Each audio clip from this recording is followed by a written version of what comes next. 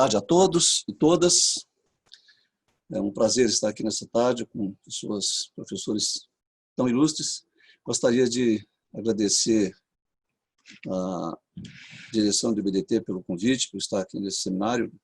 Já venho há diversos anos, já estamos na 8ª edição. Já compareci muitas vezes a esse seminário, como palestrante também. É sempre um prazer, um seminário extremamente importante já na história do nosso direito tributário.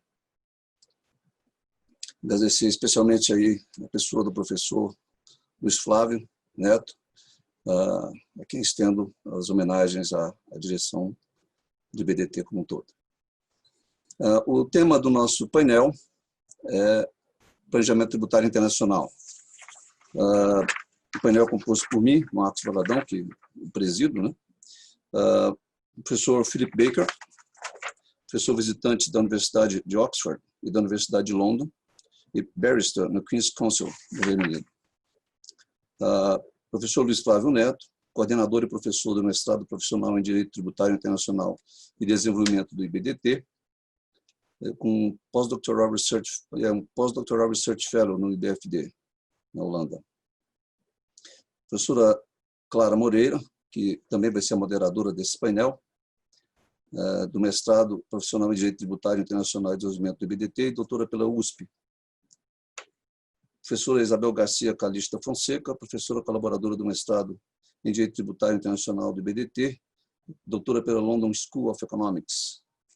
E minha amiga Ana Cláudia Utsumi, professora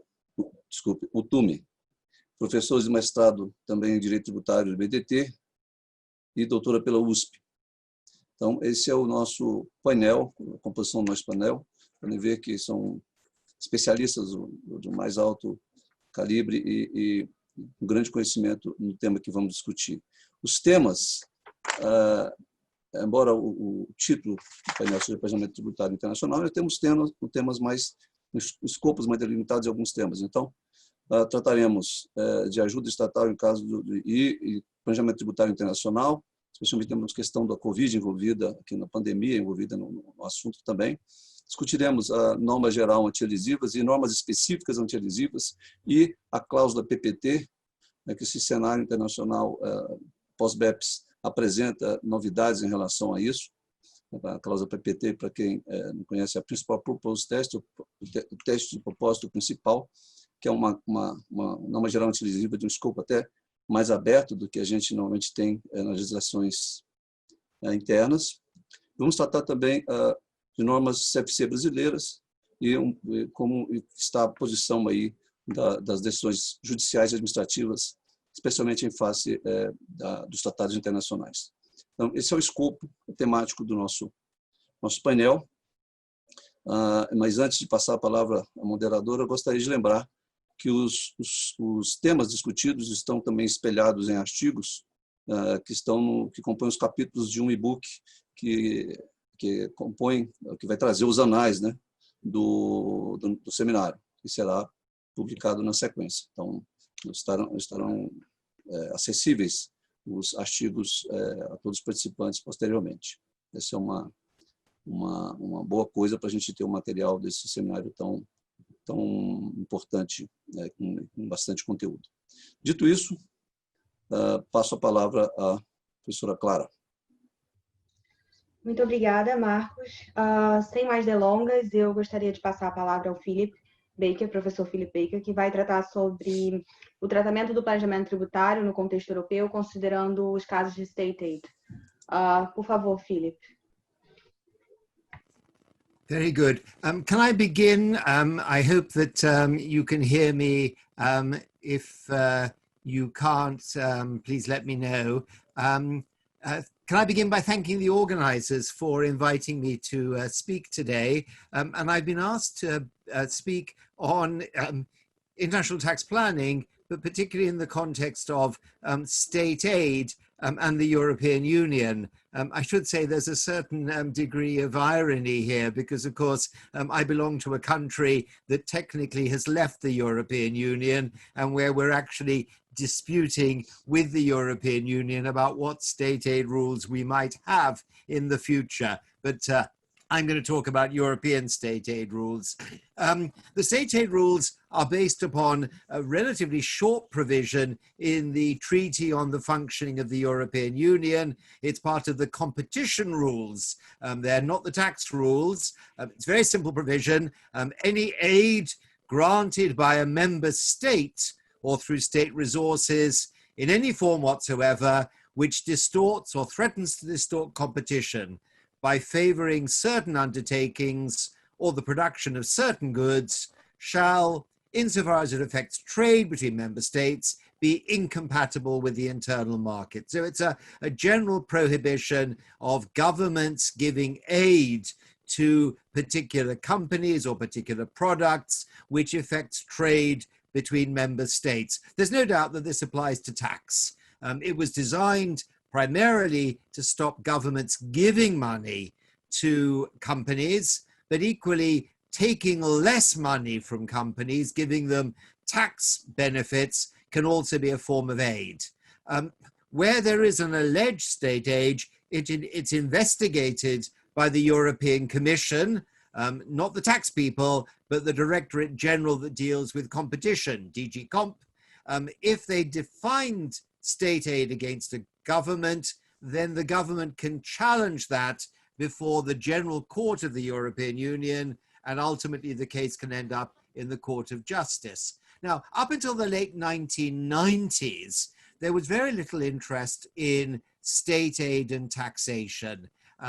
The main focus was on direct aid given by governments. But just at the end of December 1997, as part of the so-called tax package, the European Commission adopted a code of conduct for business taxation, which said that they would be applying state aid in the tax realm.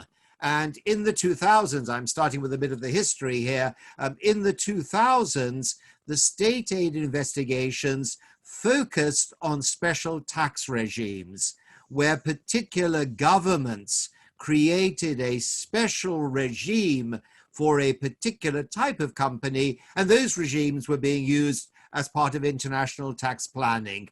Things like the Belgian Coordination Center, the Luxembourg Coordination Center, special regimes very much linked to the OECD work at the time on harmful tax competitions. And frankly, as a result of the combined state aid investigations and OECD work, many of these regimes were closed down by the mid to late 2000s.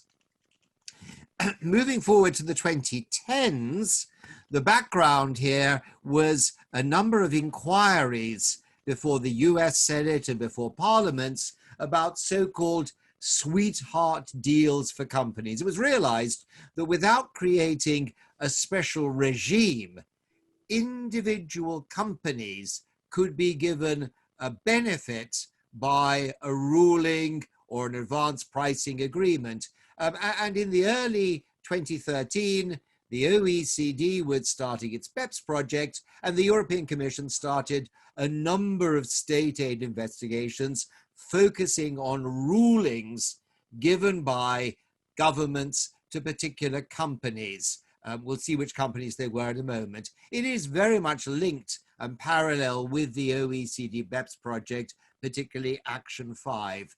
What were the companies that they investigated? You probably know all the names.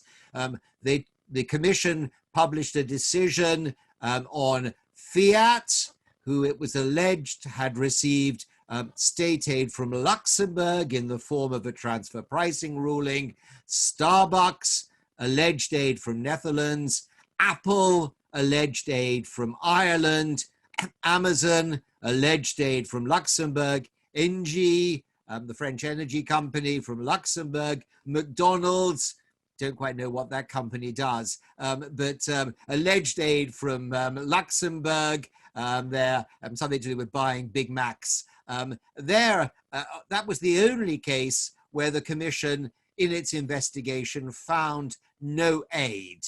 In all the other cases, they found that the government concerned had given aid. Some of them are still ongoing. Amazon and Engie, we don't have a decision yet. Well, as I mentioned, the governments and the companies can challenge decisions, and that's what they did. And as you will know, we have a number of decisions of the General Court in this area. The only case that the European Commission has won so far is the Fiat case.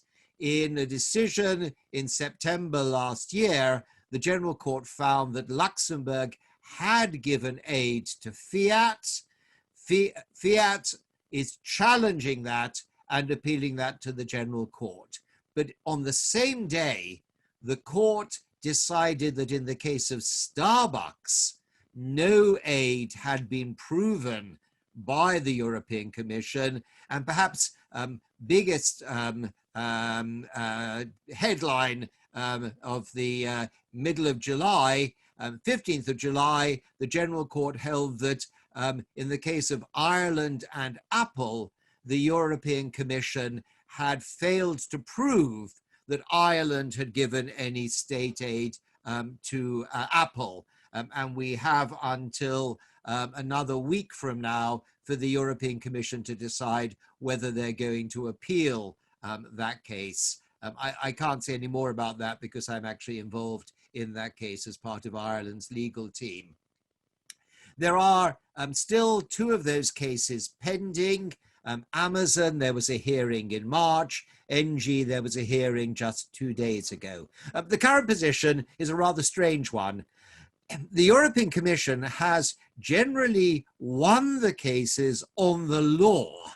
Their propositions of law have generally been upheld, but they've lost them on the facts. On the facts of the case, the Commission has failed to prove that there was, in fact, aid given, for example, to Starbucks or to Apple. There's no doubt that so far as the law is concerned, the Commission has pushed the boundaries of state aid investigations, and they have now established their position that they can investigate rulings, particularly transfer pricing rulings, given to groups or companies which may be part of an overall international tax plan to reduce worldwide the taxation of that group. The state aid agenda is in a sense a background to another development that I want to highlight very briefly, and that is the Commission's recently announced fair and simple tax agenda. This is, the European Commission takes office for 5 years. A new commission took office at the end of last year, and this was the publication of their agenda for the years up to 2024, 2025. It was published actually on the same day as the Apple decision. It's an interesting question as to how significant that was and whether the Commission was trying to, maybe the Commission had rather guessed that they were going to lose the Apple case. So they decided to try to divert attention by announcing this agenda. There's lots of things in this agenda. It's an action plan with 25 actions. There is also a proposal to extend the arrangements for administrative cooperation, the Directive on Administrative Cooperation, to extend to digital platforms. That's a proposal that digital platforms like Airbnb and Uber will have to provide details of the customers and the services they're provided to tax authorities. For third countries, including countries in Latin America, my own country now as we leave the European Union, there is a communication on tax good governance. That is, the European Union is going to take an international stance promoting fair taxation, clamping down on unfair tax competition, both in the EU and internationally. That'll involve, for example, an update to the EU list of non-cooperative jurisdictions. I'm certain nobody attending this conference lives in a non-cooperative jurisdiction. There will also be work with developing countries. There's a rather smart graphic there from the European Commission there. I can't go into detail into the Simple Tax Agenda, but I just highlight some of the points about it: assistance in the recovery of unpaid taxes, withholding tax relief at source, perhaps on the positive side, a charter on taxpayers' rights, also some work on transfer pricing and standing committee for dispute resolution. It's a very ambitious plan intended to extend as far as 2023. And when you read an ambitious plan in the present moment, you ask yourselves, how well is it going to survive member states' concerns over COVID-19? With that little point, I'll leave that and pass back to the chair. Thank you very much indeed. Muito obrigada, Philip, pela sua aula, que sempre há muito a se aprender e novos passos virão e possivelmente a saída do Reino Unido representará uma mudança muito grande para o direito inglês e o tratamento a ser dado ao planejamento tributário internacional. Nesse momento, antes de passar para o próximo palestrante, panelista, eu gostaria de pedir que fosse lançada a primeira pergunta. A plateia peço que respondam em até 30 segundos e ao final nós vamos comentar a resposta dada. Agora sim, já passando ao painel, nós vamos começar falando sobre GAR e PPT, PPT, e para começar a apresentação sobre o tema, eu gostaria de pedir à professora Ana Cláudia Lutume que assumisse o debate. Obrigada, Clara. Um prazer estar nesse painel, ainda mais com o professor Philip Baker e com o Valadão, Luiz Flávio, Isabel e Clara. E antes de mais nada, o Valadão, errando, acertou. Meu sobrenome deveria ser Utsumi, mas o cartório, quando foi registrar os meus avós, acabou registrando Utumi. Então, o Valadão, na verdade, estava absolutamente correto com relação ao meu sobrenome. Eu vou compartilhar a tela aqui para... Eu vou compartilhar a tela aqui para a gente conversar um pouco. O tema que eu escolhi para falar sobre GAR e Principal Purpose Test, acho que é um tema aí que cabe no universo brasileiro, mas também a questão do Principal Purpose Test. A gente vai ver que é um assunto que vem sendo discutido aí nos em várias partes do mundo. Não é uma discussão exclusivamente brasileira, não é uma discussão tranquila, uma discussão fácil. Acho que a gente está começando, está engatinhando ainda nessa discussão do Principal Purpose Test, e certamente ainda vai demorar muito para chegar nas águas calmas aqui do meu fundo virtual, né?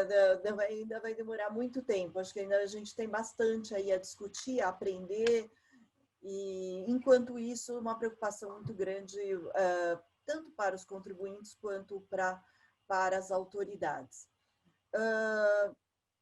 Vamos lá, então.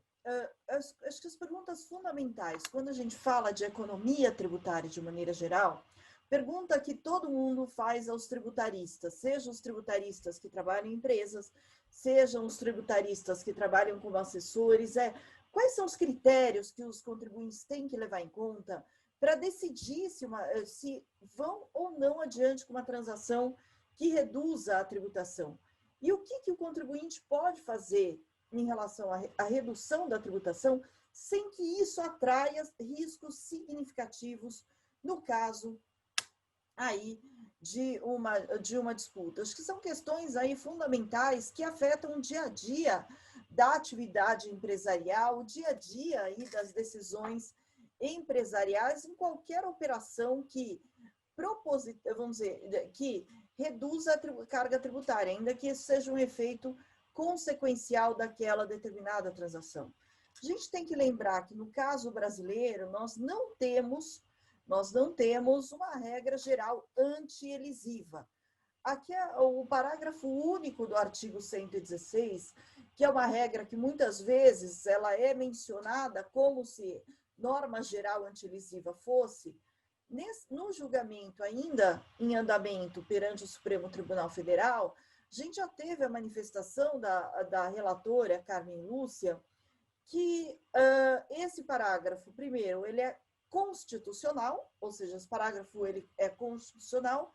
Segundo, ele não se presta necessariamente aos casos em que se tem a elisão fiscal, ou seja, em que se tem a economia tributária lícita. Ele visa, né, na opinião da ministra Carmen Lúcia, essas situações de evasão fiscal, ficando aí reforçado a questão que não existe uma norma geral antilesiva no Brasil. Como consequência, a gente tem um número muito grande de disputas, né, e um valor muito grande envolvido. Ou seja, não é só o número de casos, mas sim também o montante envolvido em cada uma das disputas, que facilmente pode chegar na casa de bilhão, ou seja, mais facilmente pode envolver aí bilhões de reais a disputa de uma única empresa nesse tema. E aí, hoje, se eu não tenho a norma geral antilesiva, quais são os mecanismos de discussão? Quais são os mecanismos que foram utilizados para a importação de conceitos aí ou conceitos de substância e propósito negocial? São principalmente os conceitos de simulação, mas de uma forma mais frequente aí nos últimos 10 anos, o conceito de abuso de direito. Abuso de direito num sentido aí bem amplo, na verdade, de abuso. E toda vez que eu tenho ou simulação ou abuso, consequentemente, eu tenho a multa agravada e a tributação, aliás, e a situação é considerada como evasão fiscal. E esses conceitos do Código Civil, eles são muito, muito amplos. Eles envolvem, por exemplo, agir contra costumes, né? Agir contra o que é o espírito da lei, o que é o objetivo da lei, o que é aquilo, o propósito econômico daquela determinada legislação. São conceitos extremamente amplos, né? Então, a gente não tem uma legislação clara sobre os conceitos de propósito negocial e a questão da análise da substância. E muitas vezes, ainda por cima, a gente encontra situações em que a análise do propósito negocial, eu costumo dizer que é um engenheiro de obra pronta, que chega naquela determinada construção e fala, deveria ter mais janelas, a porta não deveria ser aqui no meio, deveria ser mais do lado. Engenheiros de obra pronta. E por que eu chamo de engenheiro de obra pronta? Porque muitas vezes a disputa não é entender quais foram as razões econômicas que levaram o contribuinte àquela tomada de decisão, mas sim dizer, mas se eu fosse o contribuinte, eu não teria feito 5 janelas, eu teria feito 4. Se eu fosse o contribuinte, eu nunca colocaria a porta no meio da parede, colocaria no canto. E isso acaba sendo até uma certa distorção na análise do propósito negocial, porque a gente pode ter situações em que, claramente, se tem uma série de propósitos negociais, se possa ter análise pelo Banco Central, pela CVM, por minoritários, uma série de razões econômicas, e mesmo assim, esse caso ir para uma disputa justamente por entender que aquela economia tributária teria sido uma economia tributária entendida aí como uma economia indevida, né? Indevida. E a questão do Principal Purpose Test, que vem no âmbito do trabalho do BEPS, né? No âmbito do trabalho do BEPS, e foi incluído expressamente no Acordo Multilateral de Interpretação de Tratados, no MLI, né? Ele foi incluído como parte aí da prevenção do abuso dos tratados. E aí, nessa questão da prevenção do abuso dos tratados, o que o MLI ele traz? Ele traz justamente que o benefício do tratado não deve ser reconhecido quando, ao analisar todos os fatos e circunstâncias, se pode razoavelmente concluir que aquele benefício do tratado foi um dos propósitos principais. Um dos propósitos principais daquela transação que se está analisando. E aí, também, né, entendendo que, olha, você precisa... então, é uma análise do quê? Não é uma análise, é uma análise que leva em conta o conjunto do que foi feito. Se o conjunto do que foi feito deixa claro que aquele benefício do tratado é um benefício relevante o suficiente para ser considerado um dos propósitos principais, então as autoridades podem negar o benefício aí do tratado. Agora, qual que é a questão do teste do propósito principal?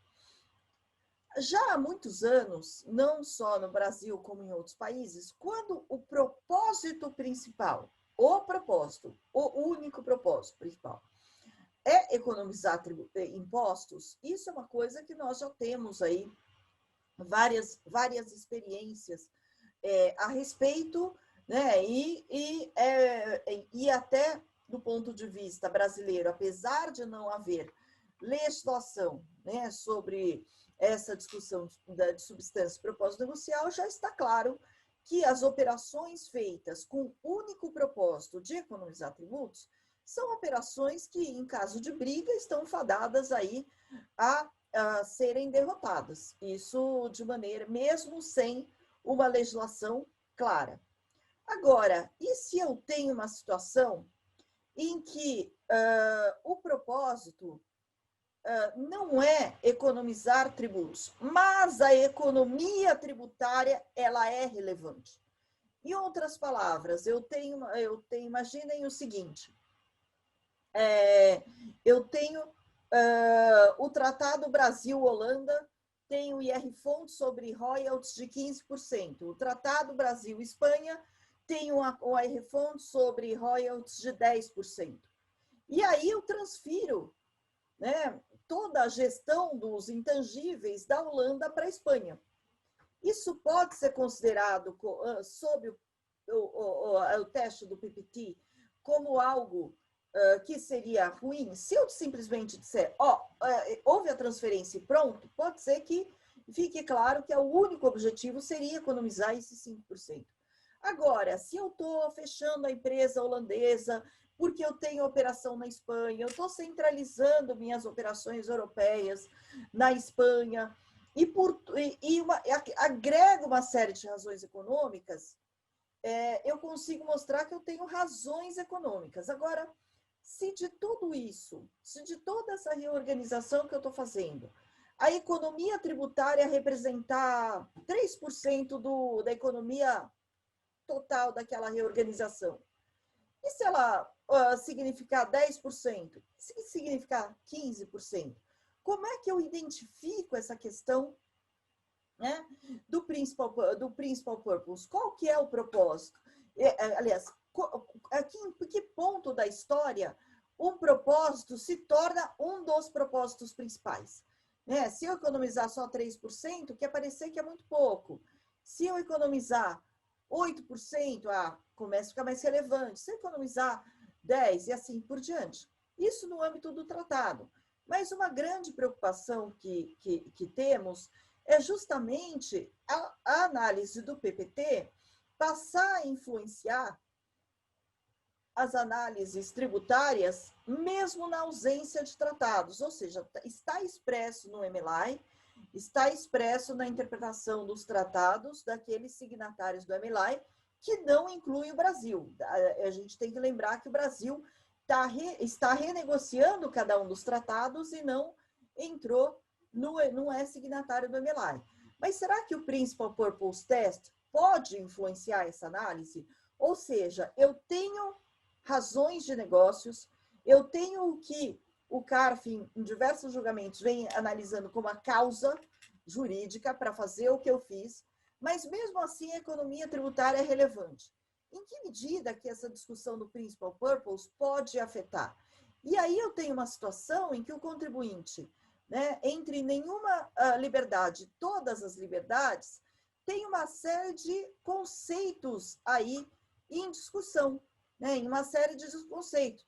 Conceito até de moralidade, o dever moral de pagar tributos, questão de competição, né, o propósito negocial, legalidade, pagamento da parcela justa de tributos.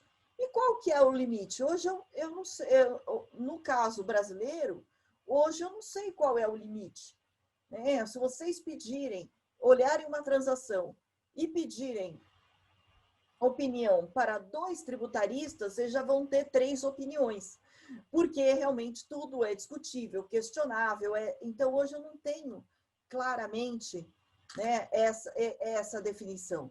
E eu acredito que essa definição deveria vir por uma norma geral anti-elisiva, e não mais a questão de interpretações amplas do Código Civil.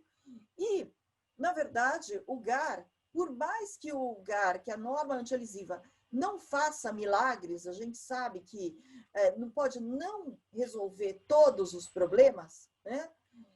O GAR ele seria útil como um guia aí para os contribuintes e para as autoridades nesse tocante. Então, e é importante que, já que o Brasil não tem um GAR, né, que uma norma geral anti-elisiva abranja também esses novos conceitos que vêm sendo discutidos internacionalmente.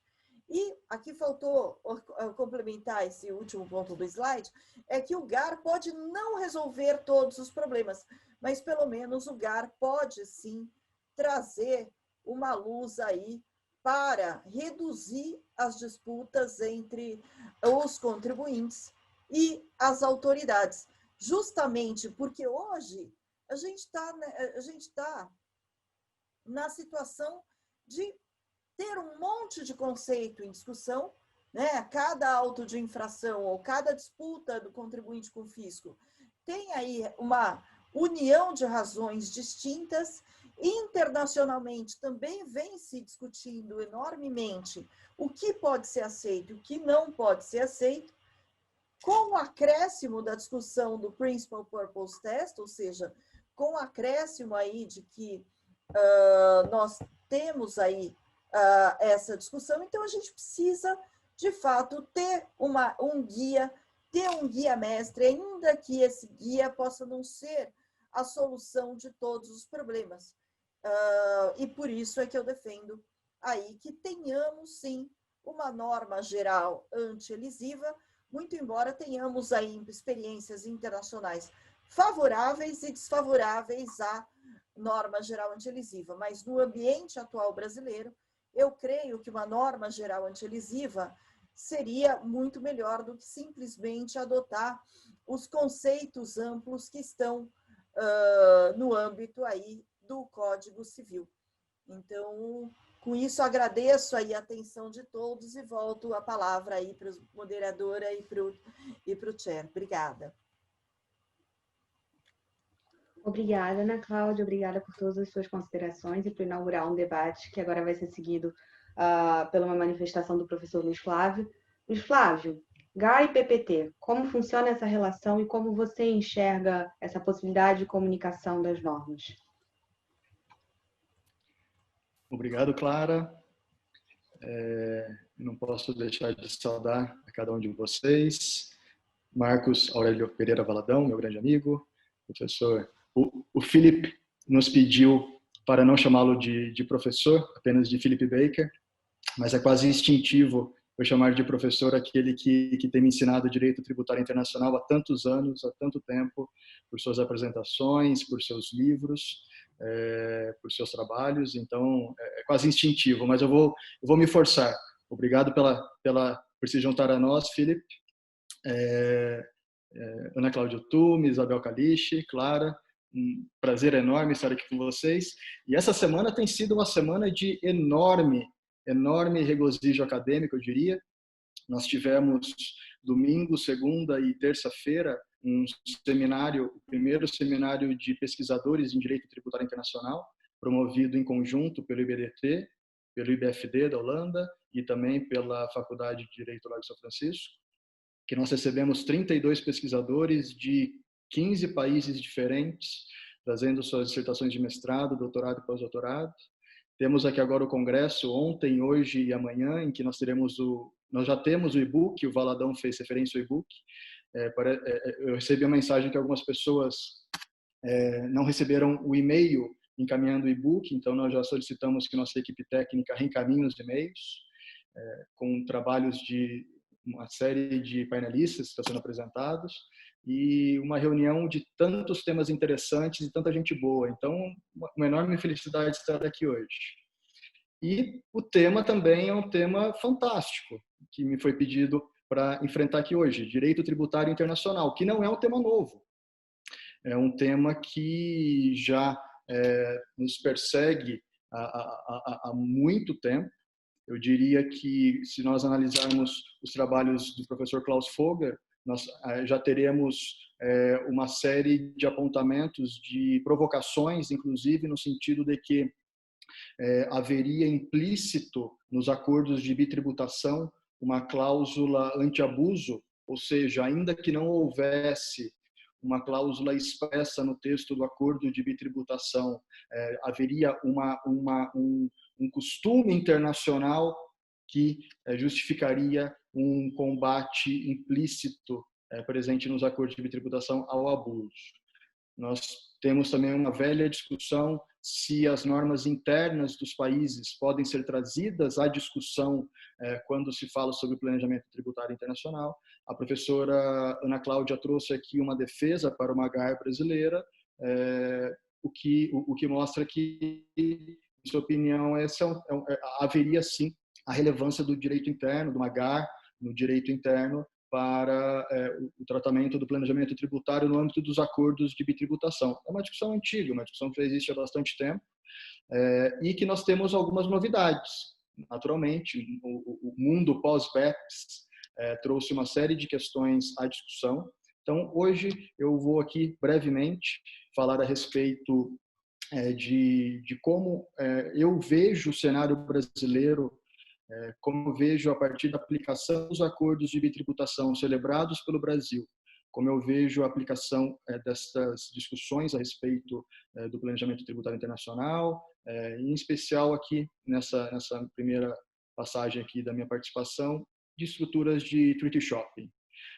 E aí, fazendo aqui mais uma homenagem ao Philip Baker, ao professor Philip Baker, eu fui um pesquisador do IBDT, Philip, em 2008, mais ou menos, e o professor João Francisco Bianco, que foi presidente do primeiro painel de hoje do Congresso, me pediu para escrever um artigo sobre treaty shopping. E aí eu escrevi o artigo, e naquela época se imprimia, eu imprimi o artigo, entreguei ao João Francisco Bianco, ele pegou o texto, antes de ler, olhou para mim e perguntou: você consultou o livro de Philip Baker? Aí tinha consultado, tinha feito a minha parte, e lá desde cedo aprendi que não se estuda direito tributário internacional e um tema como treaty shopping sem antes passar pelos trabalhos de Philip Baker. Então, uma alegria tê-lo aqui hoje novamente. Nós temos algumas discussões que têm avançado a respeito da matéria nos últimos anos. Eu me lembro que em meados de 2008, em um dos congressos do IBDT, em que alguns dos palestrantes internacionais que estão no nosso congresso esse ano estavam presentes, em 2008 eles diziam: nossos países de origem estão se movimentando para reagir ao planejamento tributário internacional em razão também da necessidade de recursos trazida pela crise que começou a assolar o mundo naquele período. No Brasil, eu também ouvia um certo governante dizendo que crise nenhuma haveria, que seria apenas uma marolinha, uma pequena onda, mas que mais tarde chegou sim ao Brasil. Mas em meados de 2008 essa ideia começa a estar mais presente em alguns países. Precisamos reagir a planejamentos tributários. É um tema diferente do que o Felipe nos trouxe. quando o Philip fala sobre o tema do State Aid, ele está falando em como um tribunal irá limitar o direito dos estados a conceder benefícios e aí incrementar o planejamento tributário, possibilitar estruturas de planejamento. Aqui o tema é como os estados eles têm competência para que eles possam reagir ao planejamento. E aí o projeto BEPS nos marca uma mudança. De antemão, nós olhamos o preâmbulo da Convenção Modelo da OCDE pré-2017, quando nós olhamos hoje o preâmbulo atual, pós o acordo multilateral, o MLI, e aqui incorporando essas ideias de intolerância a determinados planejamentos tributários internacionais, em especial estruturas como Treaty Shopping, instrumentos híbridos, nós já temos esta mensagem desde o preâmbulo da nova Convenção Modelo da OCDE. E aí apenas fazendo aqui abrindo um pequeno parênteses, o que seria esse tal Treaty Shopping? As tradutoras, eu não sei se elas estão traduzindo a expressão Treaty Shopping, mas quando eu traduzo literalmente, Treaty Shopping é a compra do direito a um tratado. Então, aqui nesse meu slide, eu tenho o estado X, o estado Y e o estado Z. Suponhamos que o estado X não tem um tratado com o estado Z, mas o estado X tem um tratado de bitributação com o estado Y, e o estado Y tem um acordo com o estado Z. Então, se a empresa Exco realizar a empresa X realizar uma operação com a empresa Z, nós não teremos um tratado sendo aplicado, ao menos de maneira mais imediata, mas se eu tiver uma operação sendo realizada no estado Y, eu posso ter aqui talvez um trampolim para esta operação e aí eu teria o acesso aos benefícios dos tratados. Então, uma estrutura básica de Treaty Shopping, que naturalmente cada caso demanda suas peculiaridades. Apenas um parênteses para falarmos do que estamos tratando. Quando a Convenção Modelo já denuncia no seu novo preâmbulo essa intenção de trazer agora normas gerais, algumas normas específicas também, tratando de situações específicas de planejamento tributário internacional, esta mesma mensagem é refletida em diversos outros artigos da Convenção Modelo da OCDE.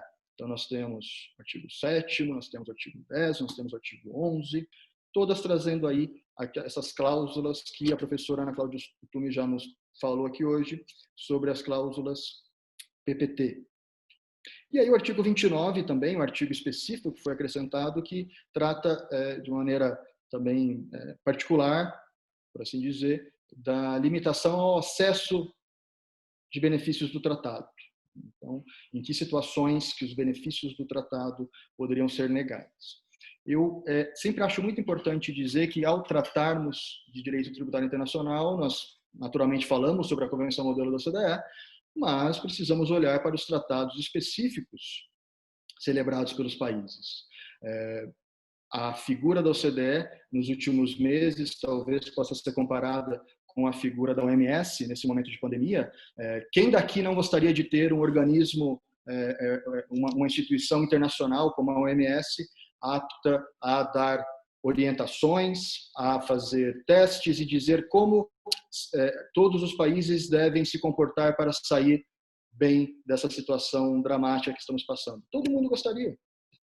Mas eu acho que todos nós percebemos que não basta que a OMS dê recomendações. Alguns de nós aqui provavelmente precisam, às vezes, implorar para que seus governantes adotem as recomendações da OMS. Porque a OMS dá recomendações e cabe a cada estado aplicar o que lhe cabe. A OCDE também dá recomendações e cabe a cada país, a cada estado, acolher essas recomendações, seja na celebração de acordos internacionais bilaterais ou mesmo multilaterais, e também realizar alterações no seu sistema doméstico. Mas eu sempre tenho um pouco de receio quando eu vejo alguém sustentando algum tema, como planejamento tributário internacional, segurando as guidelines da OCDE, e eu fico procurando onde estaria escondido o Código Tributário Internacional. Então, é importante olhar para o nosso caso concreto. E é disso que eu gostaria de falar aqui hoje, rapidamente, já caminhando para parte final da minha apresentação. O que é o Brasil nessa conversa toda? É um país sem GAR. O Brasil não possui uma norma geral de intolerância ao planejamento tributário. Essa é uma posição que tem sido defendida há muito tempo por boa parte da doutrina, e o Supremo Tribunal Federal, na ADIM 2446, já citada pela professora Ana Cláudia Tlume, tem encaminhado para o entendimento de que o Brasil realmente não tem uma GAR. O Brasil apenas reage contra operações simuladas. O Brasil somente reage contra fraude em matéria tributária, ponto final. Ao lado disso, nós temos aproximadamente 35 acordos de bitributação celebrados pelo Brasil. E os acordos mais recentes, como Argentina, Israel, México, Rússia, Turquia, Venezuela, e com a Suíça também, mas ainda não em vigor. A Argentina, nós renegociamos o tratado, o Brasil não assinou a MALAI, nós estamos renegociando os tratados, como ocorreu com a Argentina, incorporando algumas dessas ideias. Esses novos tratados seguem este novo padrão OCDE.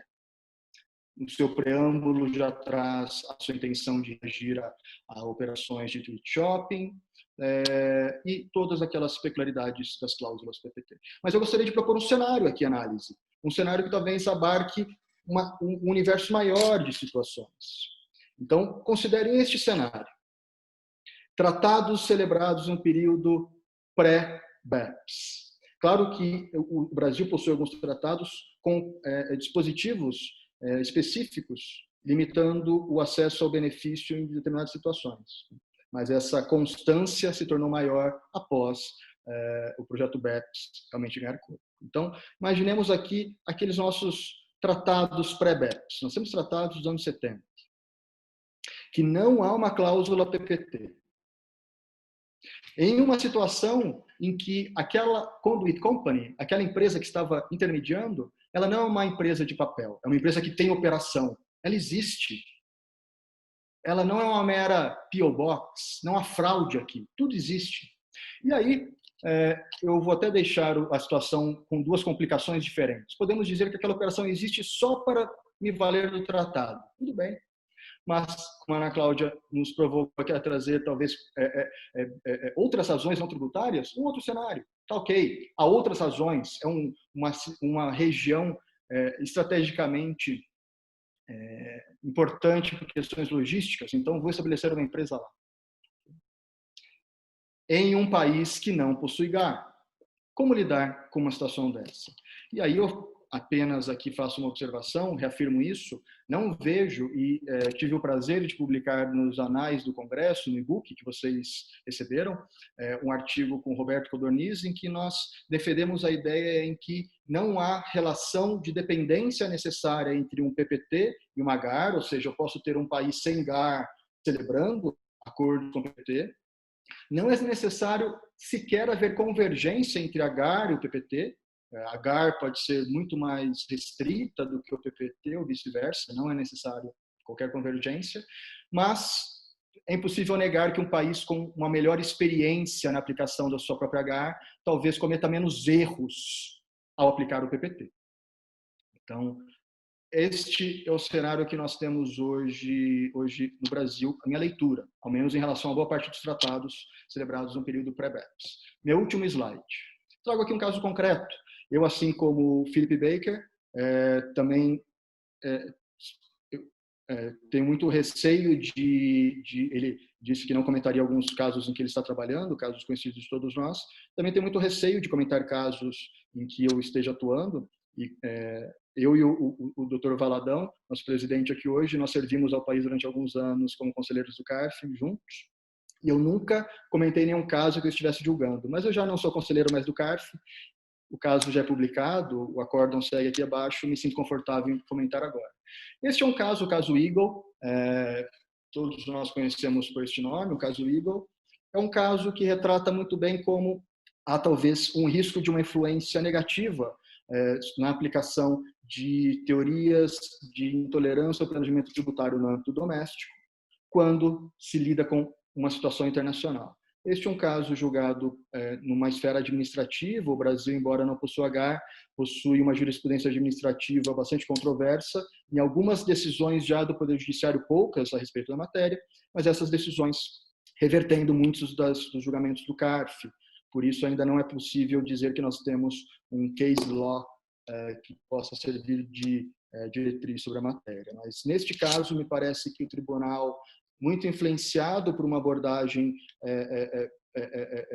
que se refletiu em casos de ágio, de goodwill, baseados em algumas ideias de dever fundamental de pagar tributos, o princípio da solidariedade, talvez um pouco mais aflorado do que a nossa legislação permita, muito influenciado sobre isso, compreendeu que, em uma situação em que eu tenho o Brasil, a empresa Eagle, Uruguai, uma subsidiária uruguaia, e uma empresa na Espanha, na qual a empresa brasileira controla a empresa espanhola e esta empresa espanhola controla a empresa uruguaia, as regras brasileiras CFC deveriam ser aplicadas sim para que o Brasil alcançasse os lucros obtidos pela empresa uruguaia, inclusive por desconsiderar a existência dessa empresa espanhola, porque não seria realmente uma empresa, já que seria, em tese, uma conduit company que teria o objetivo apenas de permitir o acesso aos benefícios do Tratado Brasil-Espanha,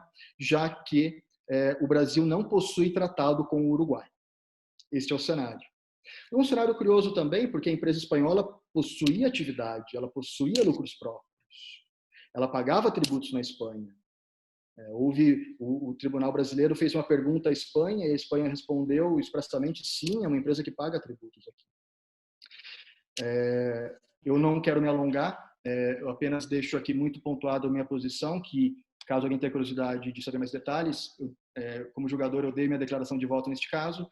Particularmente, eu vejo uma situação desta como uma situação legítima, em que não se poderia desconsiderar a existência dessa empresa espanhola.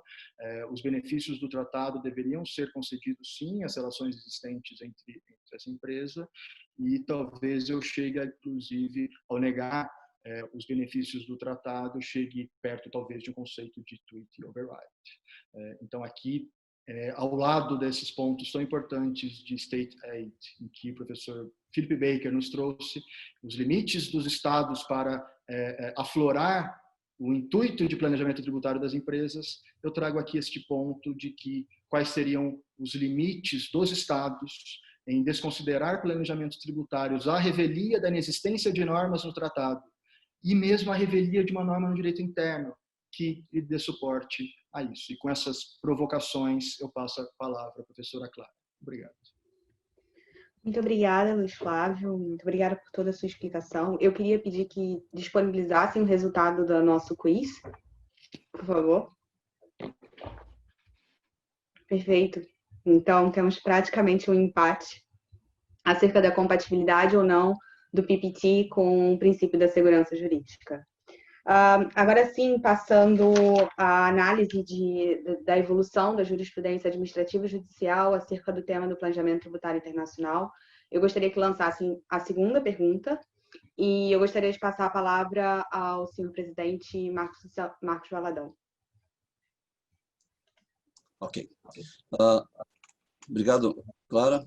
Antes de iniciar minha apresentação, que eu vou estar restrito ao caso de planejamento tributário envolvendo normas CFC,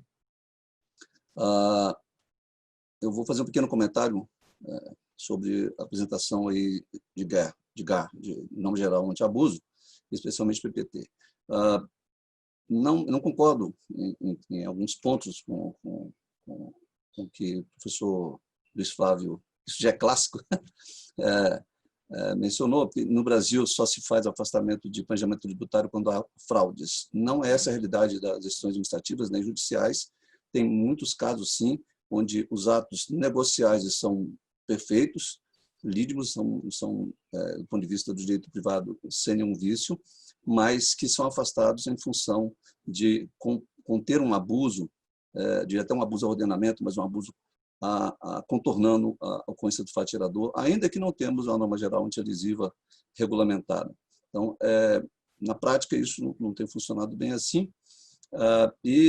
Naquele caso específico do caso Eagle, a gente estava na votação, estávamos na decisão, tanto o Luiz Flávio quanto eu, nossos votos foram divergentes, não disse isso é clássico em alguns temas, não todos, né? Eu entendo que ali houve sim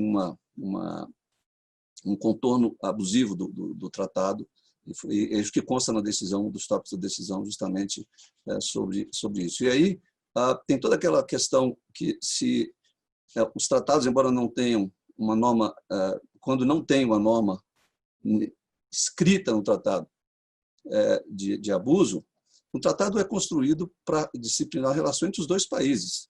Se, de uma certa forma, a empresa contorna essa relação e coloca um terceiro país na relação, e há um grau de abusividade auferido, o tratado pode ser afastado. No caso de um outro Estado não concordar, inclusive, a empresa tem sede lá, ou tem uma subsidiária lá, ou pelo menos é contribuinte lá, ela pode, inclusive, caso entenda assim, que houve um treaty override, disparar ou propor um MAP, uma solução de controvérsias aí, porque o outro país estaria sendo prejudicado também na sua competência tributária. Então, tem outras formas de solucionar essas questões. É só para me posicionar aí em relação a esse tema, porque nosso tempo está indo rápido, depois eu não teria tempo de comentar. Eu vou, então, voltar aqui para a minha apresentação, ok? Mas eu vou voltar a esse tema do GAR ao final, porque tem um aspecto importante, que eu acho que é mais coletivo na discussão.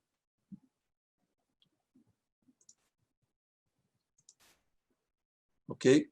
Bom, eu vou falar sobre as normas CFC brasileiras e se os tratados aplicam ou não. Essa é uma discussão atual, importante, que está para ser resolvida ainda, mas eu vou fazer um histórico e tentar me manter no tempo aqui, que eu já gastei um pouco dele para comentar sobre essa questão da norma geral antilesiva e PPT, e a existência ou não de PPT. Bom, o Brasil, isso é importante tratar aqui, porque eu sei que tem muitos colegas na audiência que são de outros países e tal, e não conhecem a realidade legislativa brasileira nesse aspecto. Então, acho importante fazer essa perspectiva histórica, ainda que rapidamente. O que acontece é que, até 95, o Brasil não tinha, na verdade, 96, não tinha uma tributação em bases universais. Então, houve uma alteração na legislação naquela época, a Lei 9249. O Código Tributário Nacional, que é a nossa norma geral, também foi alterado, ampliando aí o escopo de competência, ou de incidência, melhor dizendo, a quem diga competência, escopo de incidência do imposto de renda, e a legislação em bases universais foi implementada. Houve uma certa divergência no início, mas ela tributava apenas quando fosse distribuídos os dividendos. Em 2001, e aqui começam os problemas, a medida provisória 2058/35, ela, no artigo 74, ela muda completamente o escopo da tributação em termos temporais. Ela tributa, uma vez apurado o lucro lá fora, ele é automaticamente considerado apropriado pela empresa brasileira e, portanto, tributado aqui. Não vou discutir o mérito desse tipo de tributação, isso é outra questão, que tem mais contra do que prós, mas é assim que era a lei, e a questão é se ela seria constitucional ou não. Então, isso foi levado ao Supremo Tribunal Federal em 2001, mas a decisão só sai muito tempo depois, em 2013, e o Supremo inova em termos de abordagem, trazendo para o tema da discussão a existência de operações ou não em paraísos fiscais, porque, no contexto de normas desse tipo, normas CFC, historicamente, elas surgem para evitar abuso. E aí o Supremo constituiu a decisão assim, uma decisão complexa, de forma que só se tem certeza da constitucionalidade de tributação dessa forma em controladas em paraísos fiscais, e que é inconstitucional tributar, controladas para paraísos fiscais, está certo, e que é inconstitucional tributar coligadas, né? Empresas que não se tem controle em outra jurisdição, coligadas, localizadas em jurisdições que não são consideradas paraísos fiscais. Usar essa expressão paraísos fiscais, mas são jurisdições de baixa tributação, tecnicamente falando. Para as outras situações, derivadas, empresas controladas, localizadas em jurisdições que não são paraísos fiscais, ou empresas meramente coligadas em paraísos fiscais, decisão não é precisa. Como não há uma taxatividade da decisão, se entende que a norma, pelo princípio de que a norma é presumidamente constitucional, elas continuaram sendo aplicadas, entendidas como constitucional. No bojo dessa decisão, vem, então, a nova legislação, que é a Lei 12.903, editada antes como MP 260/2007, então a 12, que se transforma, né, que é aprovada como 12.903 em 2014, e essas novas regras, elas se conformam com o escopo decisional do Supremo, de forma que a nova norma CFC, que está em vigência hoje, ela não teria esses problemas de inconstitucionalidade em princípio. Mas alguns temas ainda são importantes, porque não foram tratados no Supremo. Um deles é as interações possíveis entre os tratados e as normas CFC, os tratados de dupla tributação. Então, só para consolidar o estado atual, então, nós temos dois pontos ainda importantes para ser discutidos. A constitucionalidade da lei em respeito a companhias controladas em jurisdições que não são paraísos fiscais, e se os artigos 7 e 10 das convenções interagiriam de forma a excluir a aplicação da CFC. A par disso, e depois disso, né, dessa discussão ser assentada, ser resolvida, tem o projeto BEPS, que trata, uma de suas ações, a questão do escopo da CFC, que poderia ir um pouco além, para preservar a erosão da base, um pouco além do mero escopo anterior, clássico, que seria uma norma geral anti-elisiva, uma norma anti-elisiva específica, uma SAR, Specific Anti-Avoidance Rule. Essa nova visão de que seria um novo tipo de norma CFC, como é que isso poderia ser, como deveria ser, amolda-se um pouco, do meu ponto de vista, a que o Brasil adotou na Lei 12.973, que é a atual legislação em vigor. Ela trouxe algumas novidades, distinguindo, ainda que não de maneira muito eficaz, mas distinguindo entre renda passiva e renda ativa, coisa que a lei anterior não fazia, dentre outras questões de poder, pelo menos transitoriamente, diferir o pagamento. Mas, claro, ela não tributa mais a distribuição de coligadas automaticamente, então se adequou ao julgamento do STF. Bom, como é que está o principal ponto da nossa discussão aqui, que é a interação entre a norma CFC e os casos decididos na Justiça e no Tribunal Administrativo, especificamente no CAF. O julgado mais marcante, e que é o último mais importante, é o caso Vale, de 2014, recurso especial 1.325.709, que a companhia brasileira tinha companhias controladas de Bélgica, Dinamarca, Luxemburgo e Bermuda, e a decisão da Corte Inferior foi que manteria a aplicação da lei, e aqui ainda estamos com a 74, né? O artigo 74 antigo da legislação anterior, a 12.973. A decisão entendeu, a CJ entendeu que o artigo 7º se aplicaria e afastaria. Depois eu volto à questão dos fundamentos em si, mas a decisão foi baseada no artigo 7º, dizendo que se afastaria a aplicação da norma brasileira, porque se derivaria da prevalência da boa-fé, e que o artigo 98 também no CTN se aplicaria. O artigo 98, indubitavelmente, se aplica sempre, né? Os tratados prevalecem sobre a legislação interna. A decisão não foi unânime, né? E se baseou muito nos comentários da OCDE. Aí vem aquela discussão se a norma brasileira se amolda ao conceito de norma CFC ou não. Mas isso é o que foi decidido no STJ. O CAF é uma decisão, também num caso importante, no caso do Petrobras, que foi em 2016.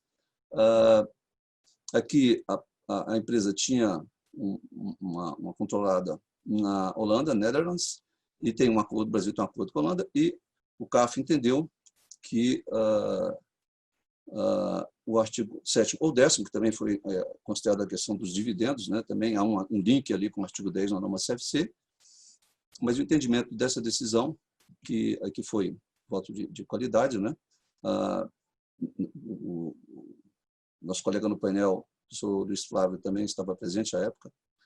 Ele foi o relator e eu fui quem escreveu o voto vencedor, mas, repito, foi o voto de qualidade. Então, nesse caso, entendeu diferente do que entendeu o STJ, entendendo que não haveria afastamento pelo artigo 7º dos tratados, afastamento da norma CFC brasileira. Então, de maneira resumida, a Corte Judicial, decisão mais recente, entende que afasta,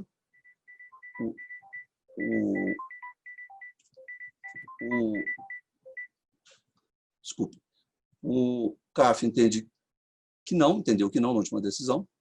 Tem outras decisões mais recentes. Os argumentos prós, a favor e contra, então uma lista dessa variação possível. Um dos pontos importantes é que a norma brasileira não seria legislação CFC, portanto, o tratado se aplicaria a ela. O tratado só não se aplica quando é uma norma CFC clássica, no sentido de que é uma norma anti-abuso. A posição da vencedora no acordo do CAF é que a legislação brasileira tributa o acréscimo patrimonial, ou seja, a variação patrimonial positiva reconhecida na empresa brasileira, não tributa efetivamente a subsidiária estrangeira, mas a controlada estrangeira, que está domiciliada no outro país, mas sim o reflexo patrimonial desse lucro obtido lá fora, aqui no patrimônio brasileiro, isso é que é tributado, e que a norma brasileira estaria em linha com a ação 3 do BEPS, sendo uma espécie de uma norma anti-elisível específica, mas com um escopo mais amplo. Então, esses pontos todos foram colocados, mas são os principais argumentos prós e contra, basicamente.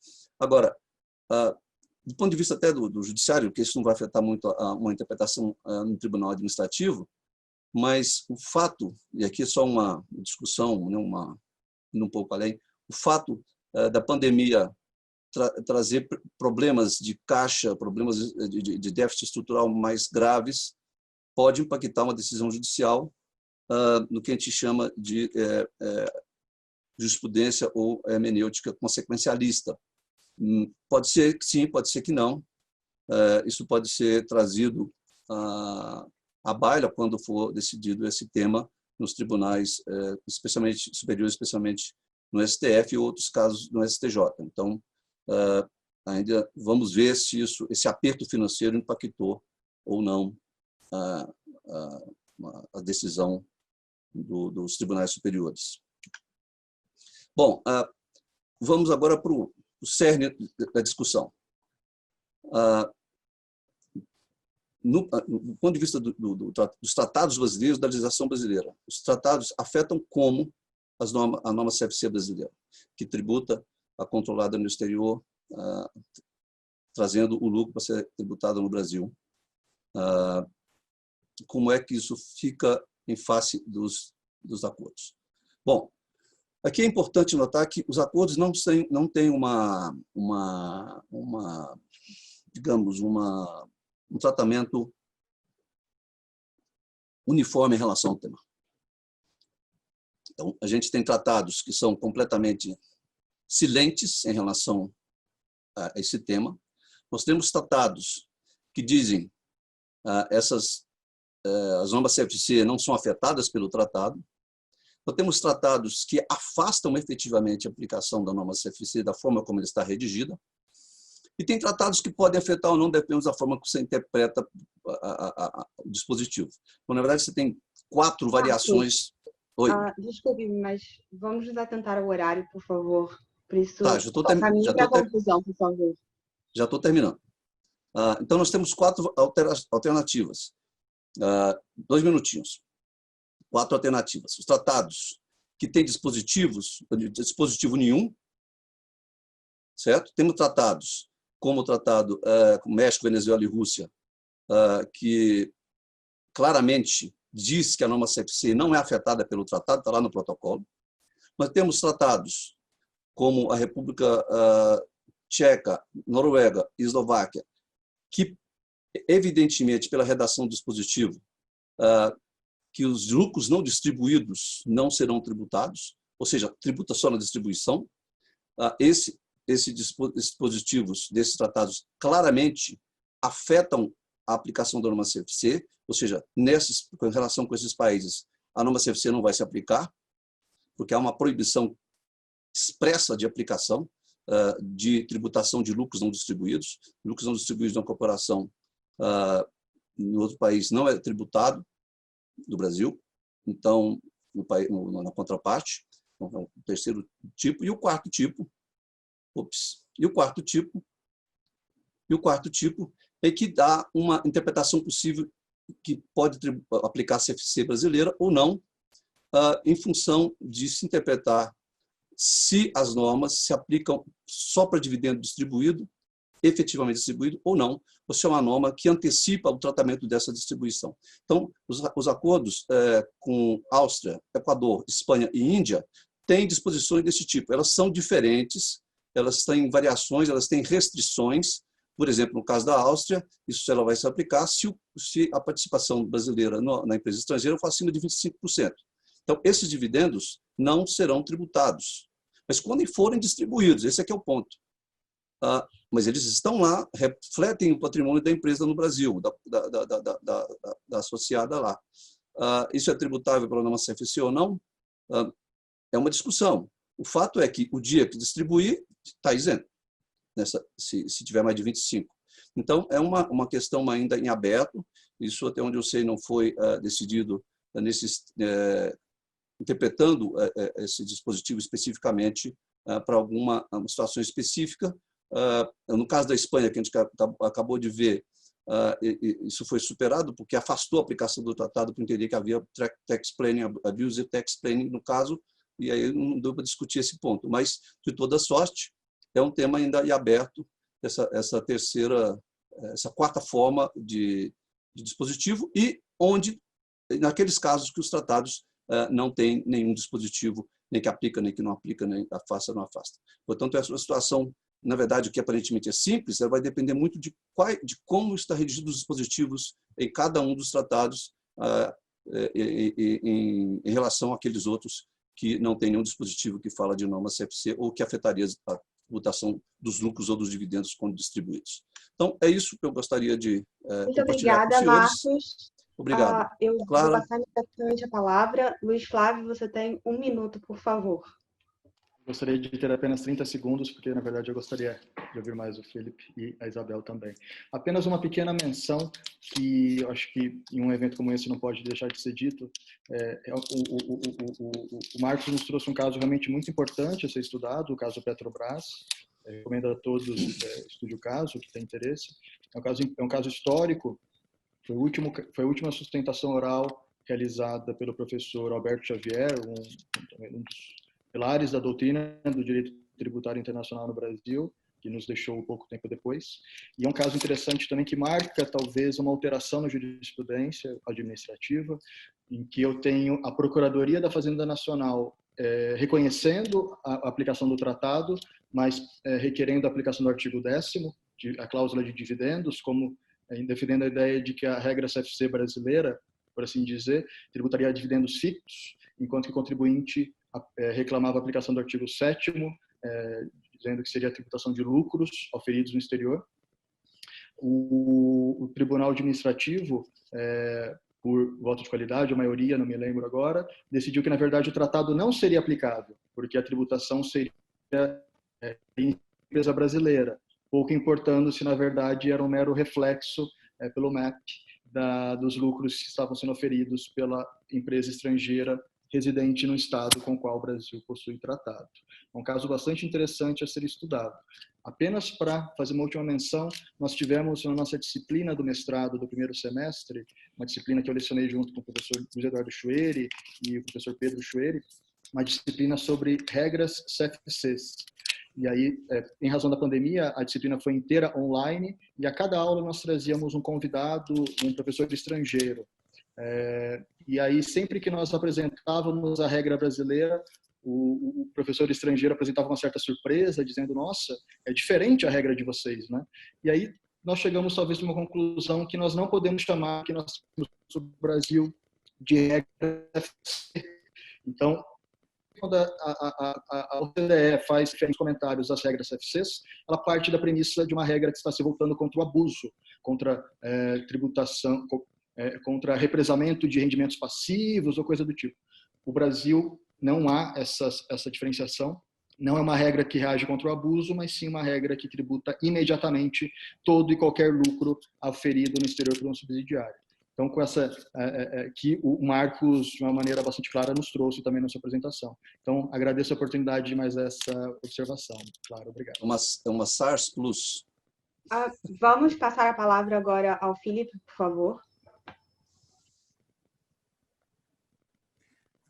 I just wanted to make two very brief comments about CFCs. The first comment is that we have a case in the UK, rather like the Eagle case of the relationship with the tax treaty, a case called BRICOM, but we reasoned it differently in the Court of Appeal. They looked at the UK domestic legislation and concluded that the CFC law was not taxing the same income as the treaty applied to. The treaty applied to the income of a Singapore subsidiary. The UK legislation taxed a notional amount computed by reference to that income. So there was no conflict with the treaty. The second point I wanted to mention is, believe it or not, we have a case at the moment on CFC and state aid. The link with my earlier talk. The UK amended its CFC legislation in 2013, and the European Commission said, we made the legislation too easy to avoid. It has gaps in it, and because we don't apply the anti-avoidance legislation to certain income, particularly the income of finance subsidiaries, therefore we have given state aid. It's a very interesting concept that by narrowing an anti-avoidance rule, you can allow companies to engage in international tax avoidance, and that is state aid. I won't say anything more because I'm representing the UK government in the case, but I just wanted to mention that. Thank you. Muito obrigada, Filipe. Como minha última palavra, eu queria agradecer a organização do evento pelo convite e agora eu passo a palavra direto à professora Isabel. Muito obrigada. Obrigada, Clara. Obrigada a todos. É um prazer estar nessa tarde de hoje com todos vocês, mesmo que não seja sendo presencial. Eu queria agradecer ao Luiz Flávio, ao professor Chueri pelo convite e principalmente por estar participando de um painel com tributaristas que eu admiro tanto. Então, eu vou, considerando o tempo, eu vou ser bem objetiva na minha apresentação, eu vou compartilhar com vocês e eu acho que o timing, a ordem não poderia ter sido melhor, porque eu vou ilustrar um pouquinho o que a gente discutiu aqui sobre o que está sendo tolerado como planejamento tributário no Brasil e o que o Tribunal Administrativo tem desconsiderado. E eu vou usar para ilustrar essa discussão o caso da venda indireta de participação societária.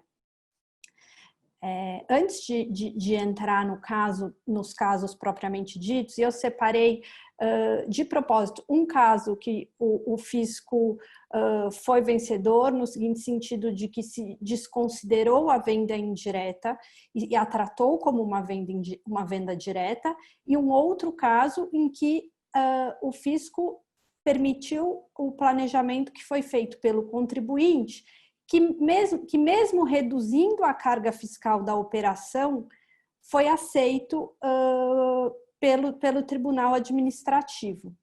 E antes de eu entrar no primeiro caso, eu vou também fazer uma breve explicação sobre a situação da tributação de venda indireta de participação societária segundo a legislação brasileira, por não residente. A gente tem o artigo 26 da Lei 10.833, e o que esse artigo 26 ele coloca?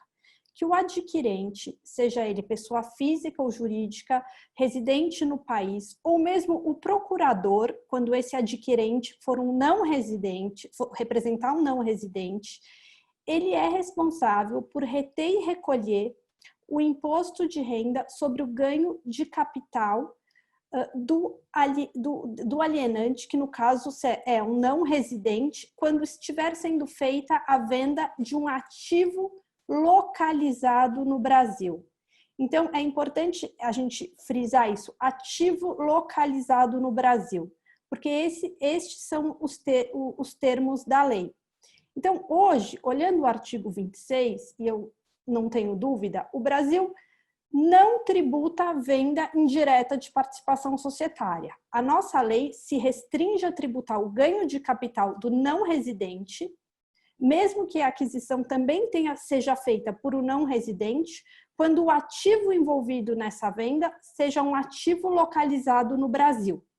Então, esse é o pano, é o aspecto legislativo que a gente tem e a lei que governa essa situação. E aí a gente vai ver, esse diagrama que eu tenho aqui, ele representa o primeiro caso, que é o caso da Cosan, enfim, que é o caso em que a Cosan adquiriu a Aesso. Então, a estrutura que se tinha inicialmente societária era o seguinte: eu tinha duas holdings na Holanda e controladas por uma outra empresa, e essas duas empresas controlavam a empresa Target no Brasil. E essa empresa e o comprador, que no caso era brasileiro, tinha interesse em adquirir esse outro ativo brasileiro. Só que na hora de se estruturar essa operação, o vendedor lá fora não tinha interesse em se desfazer dessas holdings na Holanda. Então, foi negociado, e isso foi estruturado no próprio contrato de compra e venda, que o adquirente brasileiro, então o comprador em verde, o buyer, iria adquirir as novas sociedades que estariam sendo incorporadas na Holanda e que seriam essas novas sociedades o objeto de aquisição do comprador brasileiro. E por que isso estaria sendo feito desse jeito? Para que o brasileiro, o comprador, tivesse adquirindo ativos no exterior e não ativos localizados no Brasil, e para não houver a tributação no Brasil. E esse caso foi objeto de autuação fiscal. E o que é importante aqui a gente olhar? Quais foram os argumentos que fizeram prevalecer a decisão do Tribunal Administrativo de que esse planejamento não foi aceito e que, na verdade, estava se vendendo um ativo no Brasil?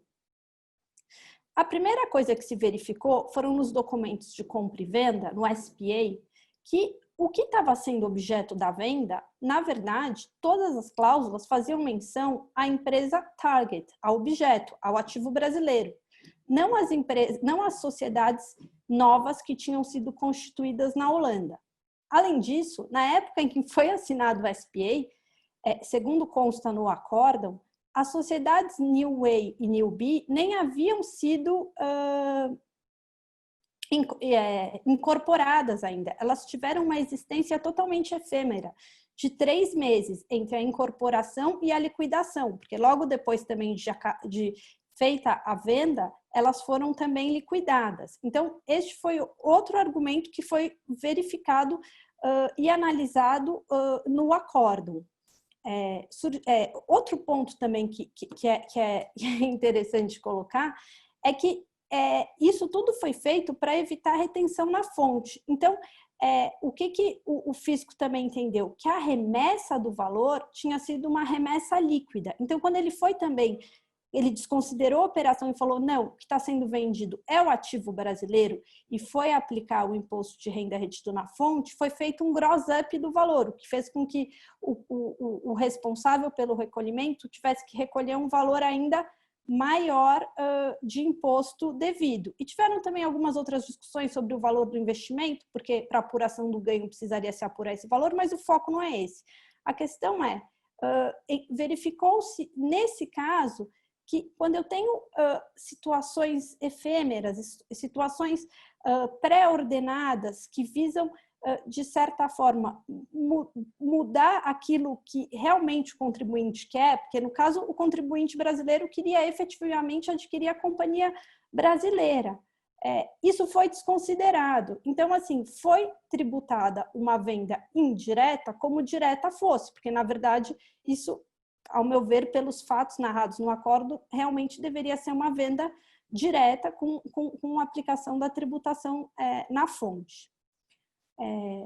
Por outro lado, a gente tem uma outra situação, que é um outro acórdão, que é também de venda de participação societária de venda indireta, em que eu tenho uma estrutura societária pré-operação bem complexa, como vocês podem ver no desenho. Então, o que a gente tem que focar aqui é assim, que a empresa brasileira ela era controlada por 3 outras empresas brasileiras, além de uma estrangeira localizada em Cayman.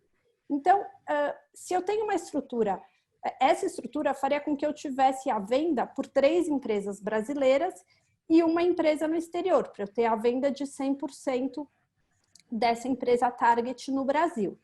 Só que também foi negociado, e isso, assim, no momento em que foi vendido, foi feita uma reorganização societária. E qual foi a decorrência dessa reorganização societária?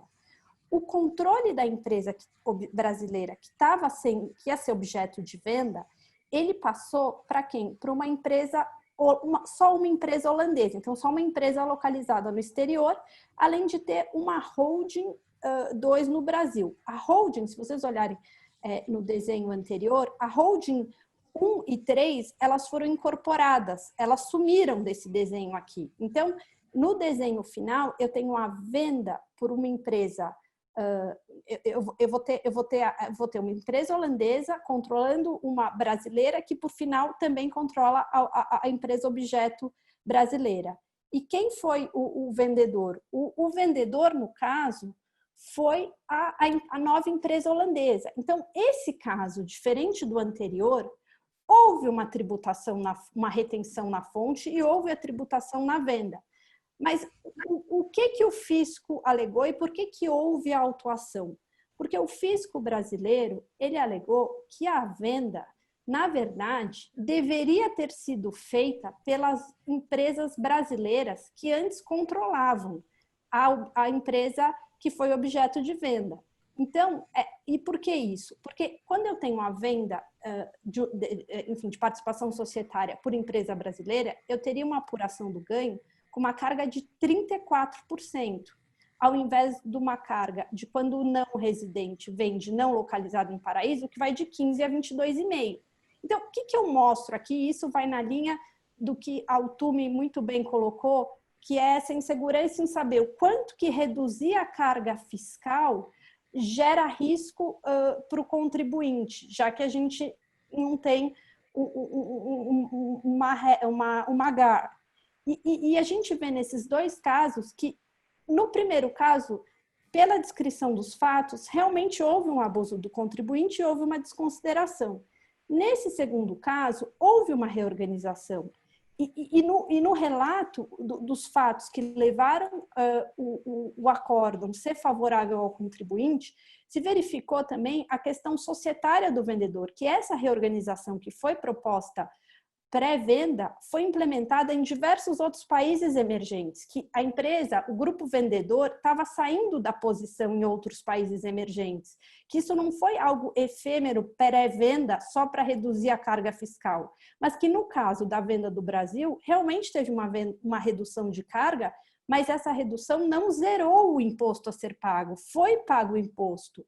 E também o que se verificou no acórdão, e é muito interessante, é que eles vão na linha e falam a simples redução da carga, sem se provar que houve um planejamento abusivo, uma estrutura artificial, não é suficiente para que eu tenha uma desconsideração da reorganização societária e da estrutura utilizada pelo contribuinte. Então, a gente vê que a gente tem situações hoje no Brasil e o contribuinte fica nessa insegurança de saber até onde o planejamento ele vai ser aceito e até onde ele vai ser desconsiderado. E seguindo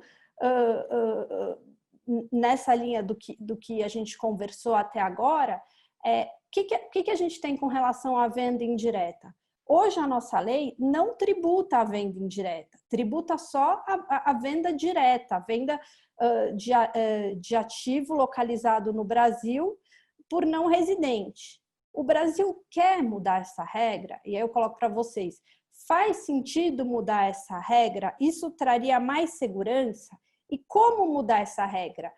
A gente teria que definir o que seria ativo brasileiro. E nessa nova regra de tributação de venda indireta, se a gente vai implementar, e colocando isso também num cenário de Covid, quanto isso poderia influenciar no fluxo de investimento direto no país, que também é uma questão a ser ponderada, como implementar.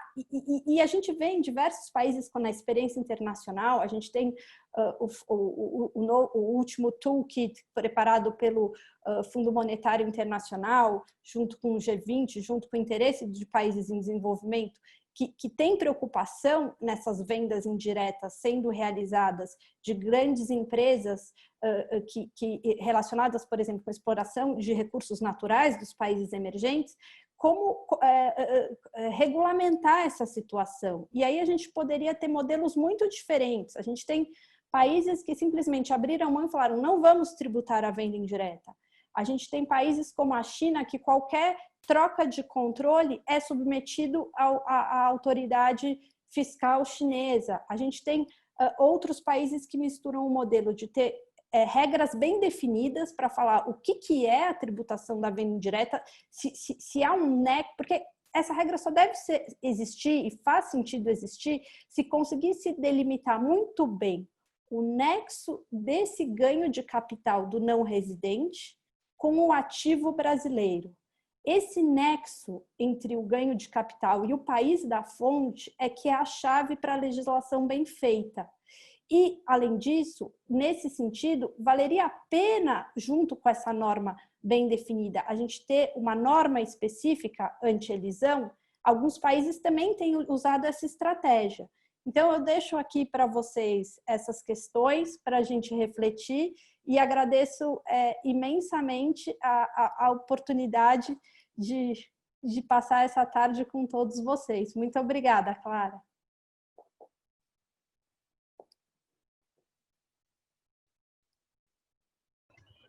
Marcos, vamos caminhar para o encerramento, por favor.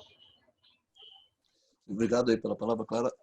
Gostaria de agradecer a todos os panelistas. Sou o Philip Baker, desde a Inglaterra, Ana Cláudia, Luiz Flávio, Isabel. Brilhante abordagem aí sobre o tema das transferências indiretas. Pena que a gente não tem tempo aqui para comentar um pouco sobre isso, mas, sem dúvida, mostra que é preciso de ter SAR e GAR nesses casos. E obrigado aí, Clara, pela coordenação e coordenar aqui o nosso painel. Então, abro a palavra aí se alguém quiser fazer uma despedida final. Obrigado a todos. Professor Philip? Ok. Então, encerramos o painel por aqui. Muito obrigado a todos. Obrigada. Obrigada. Tchau, tchau.